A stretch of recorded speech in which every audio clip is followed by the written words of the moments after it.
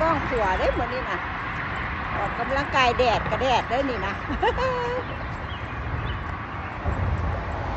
มาเด้อมายางน้ำสองตู้เด้อ ยิ่งงามเด้อมึงเด้ออยากจะมี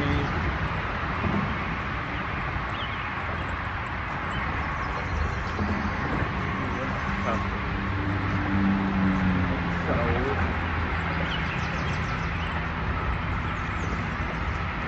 เอาบุญแนวเห็ด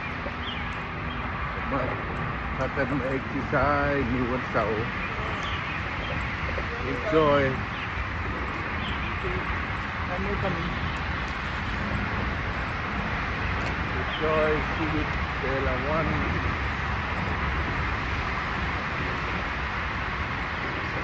เชื่อคู่เข้ามาเลย ไปเห็นอยู่ในกล้อง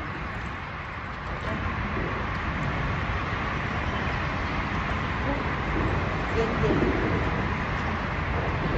วันนี้บ่ได้ไปยางในหม้อมายางอยู่นอกเอาอากาศสด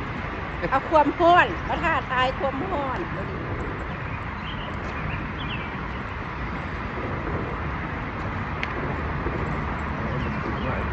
ฮะอิหยัง